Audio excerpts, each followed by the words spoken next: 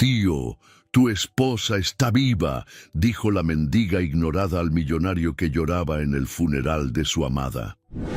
El cielo parecía llorar junto con él. Una lluvia fina caía desde la madrugada, como si el mundo entero compartiera el dolor que aplastaba el pecho de Marcos Montero. La ceremonia se realizaba en un cementerio antiguo, discreto, reservado solamente para familiares y amigos muy cercanos. Todo había sido pensado para ser silencioso, íntimo, respetuoso, pero ni toda la formalidad del mundo podría contener el caos que se escondía detrás de los ojos del hombre de pie, frente al ataúd que bajaba lentamente a la tierra. Marcos no hablaba, solo miraba fijamente la tumba, como si esperara que, en cualquier momento, algo lo despertara de aquella pesadilla. Sus dedos apretaban con fuerza una rosa blanca, la favorita de María. Sus ojos estaban secos, pero no por falta de dolor. Era como si ya hubiera llorado todo lo posible en los días anteriores, en silencio, en los fríos pasillos de la mansión ahora vacía. Alrededor, murmullos, abrazos cautelosos, llantos apagados, hasta que ella apareció. Nadie lo notó de inmediato. Una figura pequeña, desaliñada, con el rostro encubierto por una capucha raída. Caminaba despacio entre las tumbas, con los pies descalzos que se ensuciaban con barro. Cuando se acercó, algunos se apartaron instintivamente, no por su apariencia, sino por la extraña sensación que su presencia transmitía. Ella se detuvo justo frente a Marcos. Él ni la percibió al principio, aún inmerso en la escena del funeral, en los recuerdos, en las preguntas sin respuesta. Fue solo cuando sintió un leve tirón en la manga de su abrigo que bajó la mirada. Una niña, no más de 10 años, piel pálida, ojos demasiado grandes para su rostro delgado. Pero había algo en ella, un brillo en la mirada, una determinación que no se correspondía con su edad. Ella extendió la mano, y en la palma descansaba una alianza, la misma alianza de matrimonio que María usaba todos los días. La alianza que se suponía debía haber sido encontrada con ella, que debería estar con el cuerpo carbonizado en el carro, que el forense aseguró que estaba allí, pero no estaba. «Te envió esto», dijo la niña, con una voz que parecía más sombra que sonido. «Nep, ella está viva». Marcos retrocedió un paso como si hubiera recibido un puñetazo en el pecho. Las miradas a su alrededor se volvieron hacia la escena y el murmullo del luto se transformó en un zumbido confuso. «¿Qué dijiste?», consiguió balbucear con la voz ronca, casi sin fuerza, pero la niña ya había dado pasos para atrás. «¡Espera!», gritó él instintivamente. Ella corrió. Desapareció entre las tumbas como si hubiera surgido de la nada y regresado a la nada. Algunos intentaron seguirla, pero nadie la encontró. Cuando regresaron, solo confirmaron lo que todos ya sabían. Aquella niña era un fantasma de carne y hueso, un enigma lanzado en medio del luto. Marcos se quedó inmóvil, con la alianza en la mano. Las marcas del tiempo y de la rutina aún estaban en ella. El pequeño rasguño en el lateral, la inscripción interna, «Siempre tuyo, M». Él reconocía aquello. Eso era real. Su respiración se quebró. Un abismo se abrió dentro de él. Y por primera vez desde el accidente, algo rompió la coraza de dolor que lo envolvía, duda, o tal vez esperanza. Aquella noche, la mansión estaba más oscura que nunca. Los pasillos silenciosos parecían resonar con la ausencia de María. Pero ahora, en lugar de seguir el camino conocido del luto, Marcos se sentaba en la oficina con la alianza entre los dedos. La observaba a la luz de la lámpara, como si fuera un enigma, una llave. Todo en la escena del accidente había sido claro, demasiado claro tal vez. Un carro en llamas, el cuerpo carbonizado, el informe técnico, el acta de defunción. Pero ahora, Aquella pequeña pieza de oro contaba otra historia. Él tecleaba compulsivamente en el notebook, repasando los informes de la pericia. Quería saberlo todo, necesitaba saberlo. En la pantalla, entre líneas frías de texto, una anotación llamó su atención. Objetos personales encontrados, cartera, pendiente, reloj de pulso. Nada sobre la alianza. Cerró los ojos, respiró hondo. Una punzada de miedo mezclado con algo más, una chispa. Si María estaba viva, ¿por qué fingiría su propia muerte? ¿Y cómo es que aquella niña, una desconocida, tendría la alianza? Marcos no durmió esa noche. Por primera vez desde el accidente, no lloró. Estaba empezando a despertar. La alianza pesaba más que el oro en las manos de Marcos.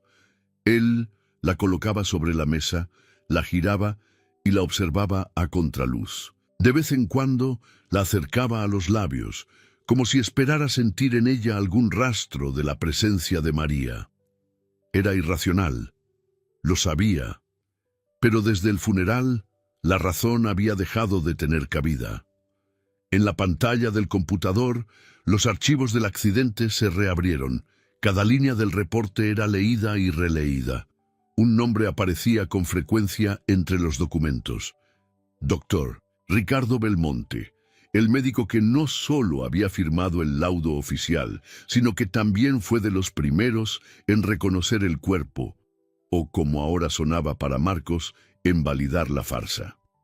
La ausencia de la alianza en los objetos catalogados fue la primera chispa. Ahora, al revisar el expediente de liberación del cuerpo, algo más llamó su atención. El reconocimiento se realizó por rasgos compatibles con los de la víctima y confirmación de vestimentas. No hubo mención a exámenes de ADN, a pesar del avanzado estado de carbonización del cuerpo. Eso era, como mínimo, extraño. Al día siguiente, Marcos se encontraba en la clínica privada donde el doctor Ricardo atendía desde hacía más de 20 años. El lugar era lujoso y discreto, del tipo de ambiente en el que personas adineradas buscaban respuestas rápidas y sin complicaciones. No había pedido cita. Simplemente entró. «Señor Montero», dijo Ricardo con la sonrisa profesional de siempre, «mis condolencias por la pérdida de María. Si hubiera sabido que venía, habría preparado algo». «No se preocupe con formalidades, doctor», interrumpió Marcos frío. «Solo necesito algunos esclarecimientos». Ricardo hizo un gesto para que entrara en su consultorio. Marcos obedeció, sentándose frente a la pulida mesa. «Estoy revisando los documentos del accidente», dijo de forma directa. «Noté que la alianza de María no fue registrada entre los objetos encontrados». El médico se ajustó las gafas, desviando la mirada por un instante. El cuerpo estaba en un estado avanzado de deterioro. Es posible que se hayan perdido algunas cosas. ¿Una alianza de oro con inscripción interna?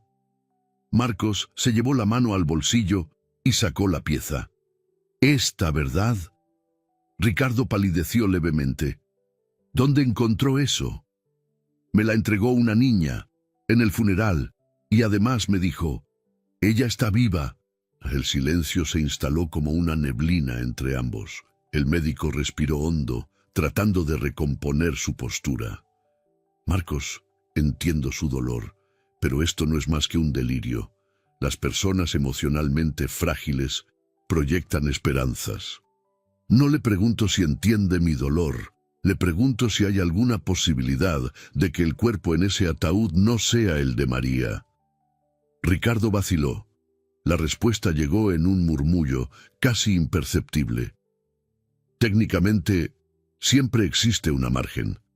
Pero era ella, era su carro, los documentos, la ropa, pero sin ADN, sin huellas digitales». La voz de Marcos cortaba como cristal. «Usted sabe lo que eso significa, Ricardo. Y si lo sabe, ¿por qué firmó el laudo?» El médico lo miró, seriamente ahora. Porque a veces, Marcos, hay cosas más grandes en juego de lo que uno puede imaginar. La frase cayó pesada como el plomo. Marcos se levantó, con el corazón acelerado y las manos temblorosas. Voy a descubrir la verdad. Y si usted está metido en esto, Ricardo, caerá junto conmigo. Esa noche volvió a su casa y llamó a una sola persona. César, el antiguo vigilante de la familia, leal, discreto, con mirada de águila y oídos atentos. Necesito que encuentres a una niña. Menina, entre 9 y 11 años, vestida con ropas rotas, apareció en el cementerio ayer. Y además, necesito las grabaciones de seguridad de ese día, todas. César solo asintió. Entendido, señor. Horas después, en la pantalla del monitor, apareció la imagen congelada de una figura pequeña corriendo entre las tumbas. Aunque la imagen estaba borrosa por la lluvia y la distancia, era inconfundible. Era ella, Sofía. Pero lo más extraño era lo que había sucedido antes de la fuga. Una figura se acercaba a la niña antes de que ella hablara con Marcos. Alguien vestido de negro, con el rostro cubierto por una gorra, parecía estar entregando algo. ¿La alianza? Y luego desapareció en otra dirección, sin ser notado por nadie. Marcos pausó el video, retrocedió. Allí estaba. No fue Sofía quien apareció sola. Alguien la trajo. Alguien sabía exactamente lo que estaba haciendo. La red comenzaba a tejerse, y Marcos, por primera vez en días, sentía la sangre pulsarle con fuerza. No era luto, era ira y determinación. La búsqueda de María ya no sería silenciosa, sería una guerra. El cementerio estaba vacío, cubierto por la neblina de la mañana. Un viento frío susurraba entre las tumbas, llevando consigo recuerdos y preguntas sin respuesta. Marcos caminaba despacio entre las lápidas como si buscara un fantasma. El lugar todavía guardaba el eco del momento en el que la niña entregó la alianza. Fue allí donde todo empezó a desmoronarse, o tal vez a reconstruirse. Fue entonces cuando la vio, una mujer con hábito gris, con las manos cruzadas sobre el pecho, observándolo con discreta atención. Era una monja de edad indefinida, con una mirada serena, pero muy atenta. «Señor Montero», dijo ella con voz suave, «¿puedo hablar con usted un momento?» Marcos asintió, sorprendido. Ella se presentó como hermana Cecilia, vinculada a un convento cercano. Hace algunos días, una mujer muy parecida a su esposa se presentó en nuestro portón. Estaba alterada. Se hacía llamar Amanda. No se quedó mucho tiempo, pero dejó algo atrás. Sacando de su bolsillo un pequeño sobre blanco, sellado, añadió, «Me pidió que lo entregara solo si alguien la buscaba, y ahora que lo vi a usted, creo que ya es el momento». Marcos tomó el sobre con manos temblorosas. Solo tenía una palabra escrita a mano. «Perdón». Dentro había una hoja con una caligrafía inconfundible. «Si estás leyendo esto, es porque algo salió mal, o porque la verdad ya empezó a aparecer. Tuve que desaparecer, Marcos. Fue la única forma de protegerte, a nuestras niñas, y hasta a mí misma, créeme, lo hice por amor». La letra de María. Inconfundible, real. El recuerdo regresó como un torbellino. Días antes del accidente, María entraba a su oficina con los ojos llenos de preocupación. Usaba el celular con frecuencia, parecía distraída, pero cuando notaba que Marcos la observaba, forzaba una sonrisa. «Solo cosas del proyecto social», dijo, besándolo rápidamente en la frente. «Nada de lo que usted tenga que preocuparse». Pero ella estaba mintiendo. Aquella noche, mientras él dormía, revisaba documentos escondidos en la caja fuerte de la familia. Correspondencias antiguas, registros de transferencias, contratos con nombres de empresas desconocidas. Todo apuntaba a un nombre, José Almeida, su padre. María descubrió que el imperio construido por José estaba sumido en corrupción, lavado de dinero, amenazas, expropiaciones forzadas. Y lo peor, Él ahora planeaba usar el nombre de la familia Montero para encubrir sus operaciones. Quería involucrar a Marcos, a las niñas y al proyecto social. Ella intentó enfrentarlo. El diálogo fue rápido, cortante. José no negó nada. Solo sonrió y dijo: «No entiende usted lo que está en juego. Si se opone, no tendré otra opción». La amenaza era clara. María vio en los ojos de su padre lo que muchos negarían: frialdad. Sabía que si continuaba allí, pondría a todos en riesgo. Y entonces hizo lo único que consideró posible: fingió su propia muerte, con la ayuda de Daniel. En el presente, Marcos apretaba el papel entre sus manos. El nombre de Daniel explotó en su mente como dinamita. Daniel, su mejor amigo, leal, presente. El mismo que estuvo a su lado durante el luto. El mismo que le sostuvo la mano en el hospital.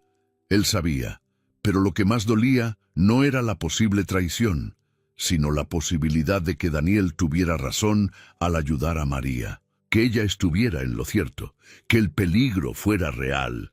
En el convento, hermana Cecilia seguía observándolo en silencio. No dijo a dónde se dirigía, solo mencionó que necesitaba encontrar paz, que aún no era el momento de regresar, pero que algún día, tal vez. Marcos agradeció, aún en shock. Al salir, miró hacia el cielo encapotado. Por primera vez en semanas, un rayo de luz se filtraba entre las nubes. María estaba viva.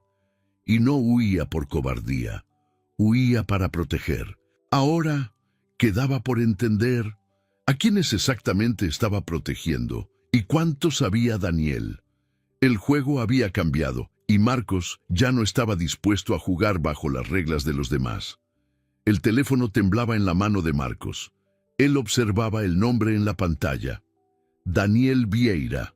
¿Cuántas veces había marcado ese número buscando consuelo desde el accidente? ¿Cuántas noches habían pasado en silencio, simplemente bebiendo, sin intercambiar palabra, porque el dolor era demasiado grande para dialogar? Pero ahora, cada recuerdo parecía contaminado. Respiró hondo y presionó el botón para llamar. «Habla, hermano», contestó Daniel con esa voz de siempre, calmada, fraterna, casi demasiado impecable. «Necesito verte. Hoy. Ahora». Al otro lado se produjo una breve pausa. «¿Dónde? Aquí en mi casa». Minutos después, Daniel estacionaba frente a la mansión. Vestía como siempre, camisa de vestir remangada hasta los codos, barba por hacer, ojos atentos. Cuando entró, encontró a Marcos parado frente a la chimenea apagada, sosteniendo un sobre blanco. «¿Qué es esto?», preguntó, ya sintiendo el peso del ambiente. Marcos no respondió de inmediato. Simplemente le extendió el sobre. Daniel reconoció la caligrafía al instante y su cuerpo se tensó. «¿Allí que te lo dejó ella?», murmuró. «Ya lo sabías». La voz de Marcos salió baja, pero cargada de veneno contenido. «Todo este tiempo, tú lo sabías». Daniel no intentó negar. Se sentó lentamente, como alguien que acaba de ser declarado culpable, pero que no se arrepiente. «Sí, yo lo sabía». El silencio entre ellos fue más cortante que cualquier grito. «Ayudaste a que mi esposa desapareciera. Fingiste estar de luto. Estuviste a mi lado mientras me desmoronaba, sabiendo que ella estaba viva. ¿Y tú qué esperabas?», explotó finalmente Daniel. «¿Que la dejara morir de verdad? ¿Que hiciera como si no viera lo que su padre estaba haciendo? No entiendes, Marcos. Eso iba a tragarse a todos. Ella no tuvo opción. ¿Y tú tuviste?». Marcos se acercó, con los ojos centelleando. «Sí tuviste opción. Podrías haberme contado. Podrías haber confiado en mí». Daniel se levantó también. «¿Confiar en ti? ¿En el estado en el que estabas? No ibas a escuchar. Ibas a correr directo hacia ella. Y eso habría puesto en peligro a ella y a tus hijos. Tú eras el objetivo. Ella quería protegerte».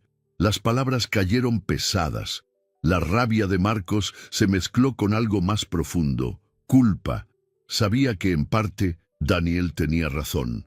Él habría tenido que ir tras ella, habría hecho todo de otra manera. Pero aún así, dolía. La amistad que compartían, forjada a lo largo de décadas, estaba ahora agrietada. No destruida por completo, pero quebrada en un punto imposible de ignorar. ¿Dónde está ella?, preguntó Marcos, respirando con dificultad. Daniel cerró los ojos. No puedo decírtelo. Aún no. Me lo dirás, replicó Marcos seco. Daniel solo lo miró. Cuando llegue el momento. Por ahora, confía en ella. O confía en mí, aunque duela. Esa noche, Marcos salió sin rumbo fijo. Necesitaba aire, distancia, algo que le diera sentido. Caminó por las calles del centro hasta detenerse frente a la misma plaza donde había visto a la niña por última vez. Y, como si el destino conspirara, allí estaba ella, Sofía, sentada en un banco, con las piernas cruzadas, envuelta en una manta sucia. Sus ojos se encontraron. «Te veo de nuevo», dijo ella con una media sonrisa, como si ya supiera que él vendría. «Necesito hablar», dijo él sentándose a su lado. «Ya estamos conversando», respondió, con una simplicidad casi desarmante. Marcos la observó. Pequeña, frágil en apariencia, pero en sus ojos se notaba una sabiduría precoz, como si la vida le hubiera enseñado demasiado pronto. «¿Quién eres tú, Sofía?». Ella no respondió de inmediato. Simplemente sacó algo de su bolsillo, un collar infantil con una pequeña cruz colgando. Esto era de ella, de María. Me lo dio cuando la encontré días después del accidente.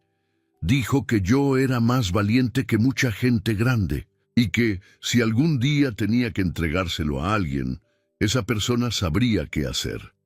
Marcos sintió el pecho oprimirse. ¿Dónde estaba ella?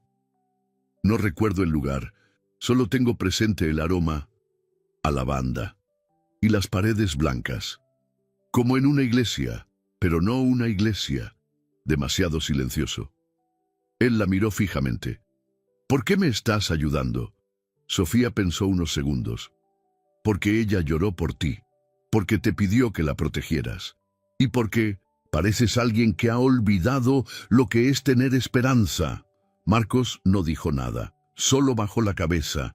Esa niña, tan pequeña e intensa, le estaba devolviendo algo que no sabía que había perdido, la capacidad de seguir adelante, de confiar, aunque todo permaneciera envuelto en sombras. En la caja fuerte oculta del despacho en casa, entre contratos antiguos y carpetas polvorientas, Marcos encontró lo que buscaba: copias de los proyectos de expansión del Instituto Esperanza, el proyecto social creado por María.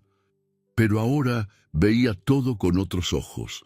Había mapas, autorizaciones, licitaciones, pero también, entre los papeles, contratos turbios firmados por empresas de fachada. Una de ellas, Alborada Holdings, aparecía en casi todos los terrenos recientemente expropiados para la construcción de centros comerciales y hoteles de lujo.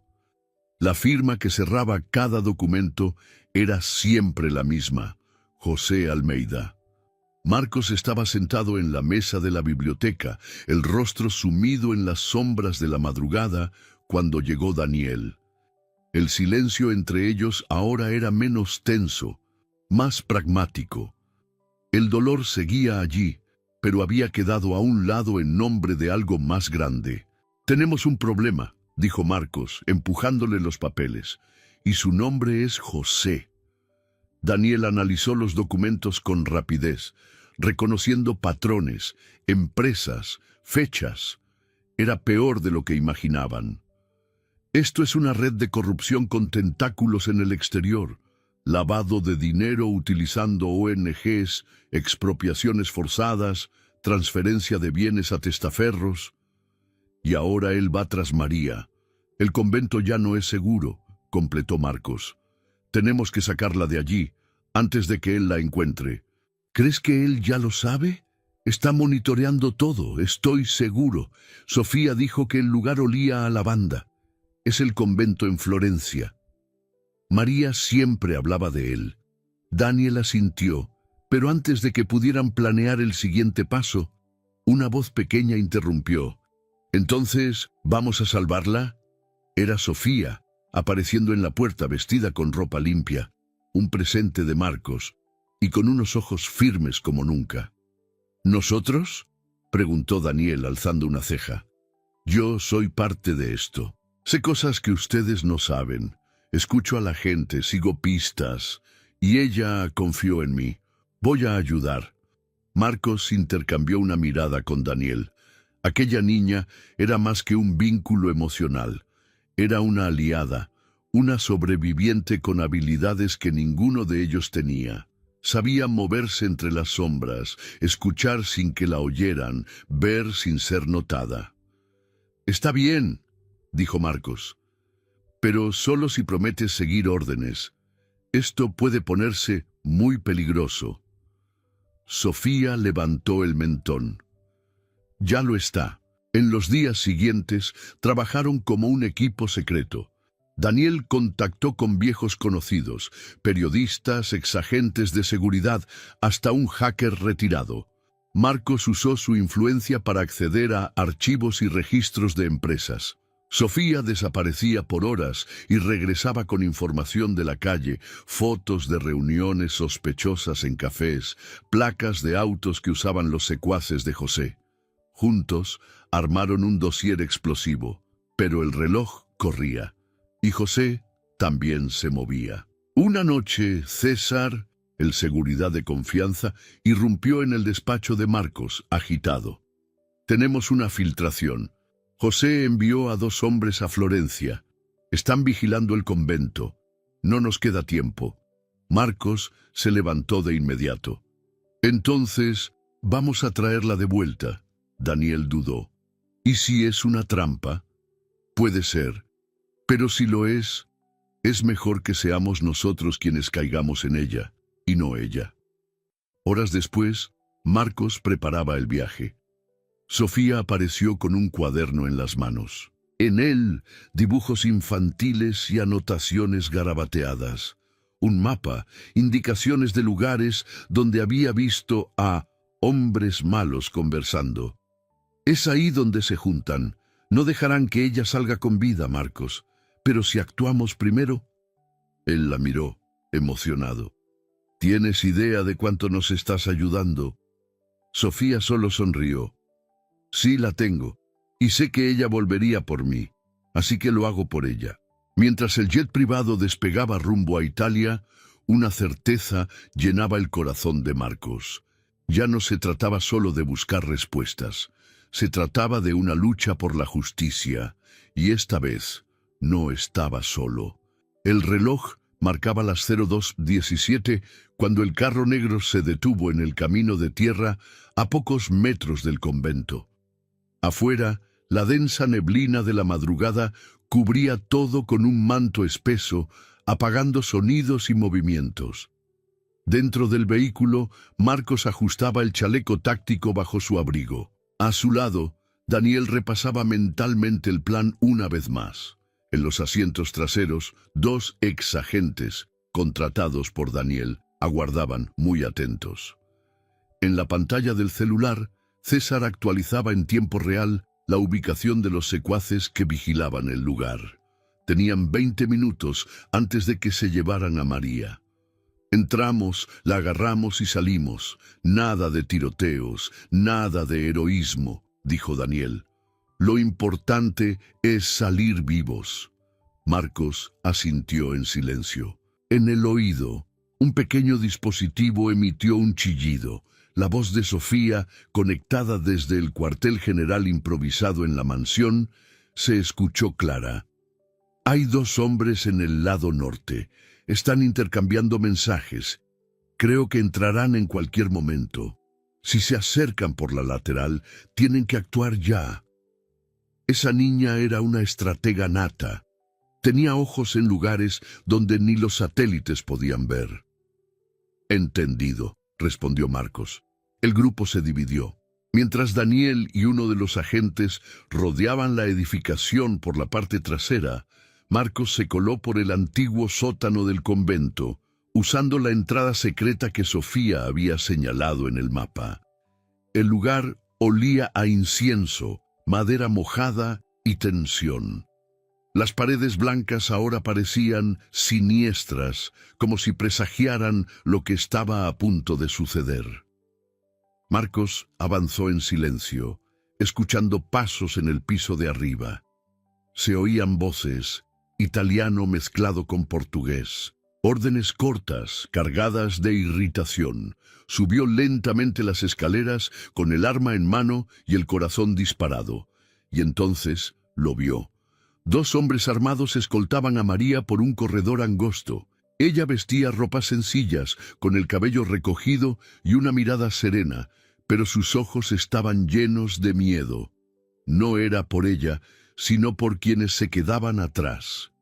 Marcos no lo pensó dos veces. Apuntó con el arma. ¡Paren! Los hombres se giraron. Uno de ellos intentó reaccionar, pero antes de que pudiera disparar, fue alcanzado en el hombro por un dardo eléctrico disparado desde el fondo del corredor. Era Daniel. El segundo titubeó. ¡Suéltenla!, gruñó Marcos. María, en medio de los dos, aprovechó ese segundo de distracción. Se agachó y le dio una patada en la rodilla a uno de los secuaces, haciéndolo caer. Daniel corrió y, junto con el agente, los inmovilizó. Silencio. Solo entonces, los ojos de María se encontraron con los de Marcos. Por un segundo, el tiempo se detuvo. Ella corrió hacia él y, sin decir palabra, simplemente lo abrazó. Fuerte, largo, lleno de todo aquello que las palabras no podrían explicar. Horas después, en una casa segura a 20 kilómetros de distancia, María tomaba té mientras los agentes transmitían la información recopilada a las autoridades internacionales. Las pruebas reunidas por Marcos, Daniel y Sofía desmontaban la operación de José. Depósitos ilegales, contratos falsificados, testimonios grabados. En São Paulo, la policía irrumpía en oficinas y arrestaba a empresarios vinculados al nombre Almeida. José, al intentar huir en helicóptero, fue interceptado por las autoridades federales. La red de corrupción se deshacía. «Deberías haberme dejado enfrentar todo sola», dijo María en la penumbra de la habitación. Marcos, sentado a su lado, negó con la cabeza. «Nunca más. ¿Acaso crees que podría haber sobrevivido sin saber?» Ella esbozó una triste sonrisa. «Pensé que desaparecer era la única forma de salvar a nuestra familia. ¿Y si yo hubiera estado en tu lugar? Habría hecho lo mismo». El silencio volvió, pero esta vez era sereno. «Fue Sofía quien me alertó. Ella se dio cuenta de lo que ocurría antes que nadie», continuó Marcos. «Si no fuera por ella, no habríamos llegado a tiempo». María cerró los ojos. «Esa niña es un milagro. Salvó a mí y a ti». Marcos asintió. «Y ahora ella nos necesita más que nunca». En la mansión, Sofía dormía en el cuarto de huéspedes, enrollada en cobijas limpias, con uno de los libros de María abierto sobre el pecho. Por primera vez en mucho tiempo, dormía en paz. Aún no sabía, pero una nueva vida estaba a punto de comenzar, una en la que su apellido cambiaría, y el amor, finalmente, dejaría de ser solo supervivencia, para transformarse en hogar. La casa que antes parecía demasiado grande, ahora vibraba con vida. En las paredes, cuadros nuevos, algunos hechos por niños. En los pasillos se escuchaban voces, risas, pasos apresurados, música suave que venía del piso de arriba. En la cocina se percibían los aromas del pan recién horneado y del café fresco. La mansión Montero, que otrora fue un santuario de silencio y dolor, se había transformado. En la sala principal, una mesa con papeles dispersos, proyectos, planos, listas de nombres. En la parte superior, el logotipo recién diseñado del nuevo Instituto Esperanza. Un corazón formado por 3 siluetas, un hombre, una mujer y un niño de la mano. El proyecto social renacía, pero no como antes. Ahora tenía alma. María miraba por la ventana mientras Marcos organizaba documentos en una carpeta.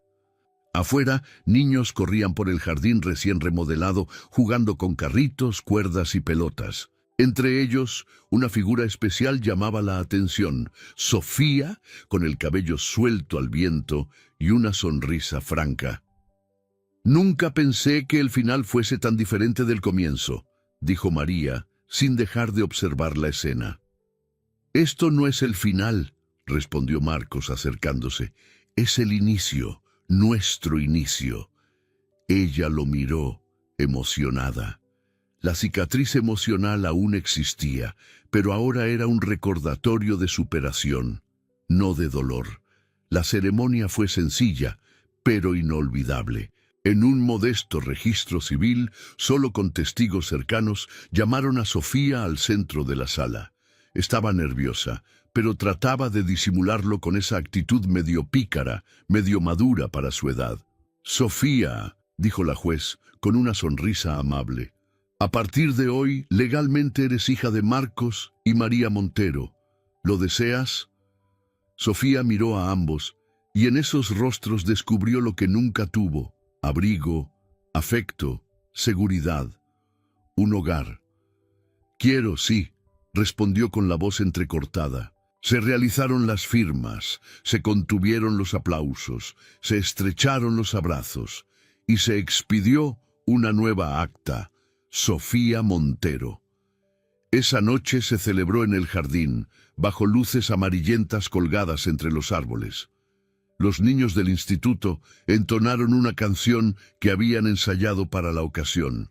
María lloró, y Marcos no pudo evitar reír emocionado. «Yo tengo un nombre», dijo Sofía, abrazando a María por la cintura. «Siempre lo tuviste», respondió María, besándole la coronilla. Solo estaba esperando el momento adecuado para brillar. Días después, con el proyecto social en pleno funcionamiento, Marcos fue invitado a una entrevista en una cadena de televisión nacional. La rechazó, afirmando que prefería ver las cámaras enfocadas en los rostros que realmente importaban, los de los niños. Pero un video se volvió viral de todos modos. Filmado por uno de los voluntarios, mostraba una escena sencilla: Marcos, María y Sofía caminando de la mano por el patio del instituto. Al fondo, niños corrían, jugaban, reían. Era el final de la tarde con el cielo dorado y los árboles meciéndose suavemente con el viento. No se dijo nada, sin subtítulos. La imagen hablaba por sí sola. Allí estaban, el millonario antes solitario, la mujer que fingió su propia muerte por amor, y la niña de la calle que se convirtió en puente entre mundos. No era un final feliz cualquiera. Era un nuevo comienzo, construido con coraje y sellado con amor. Espero que hayas disfrutado de la historia de hoy. Si te gustó, suscríbete al canal para no perderte más historias como esta. Dale like y comenta abajo qué te pareció la historia. Nos vemos en el próximo video.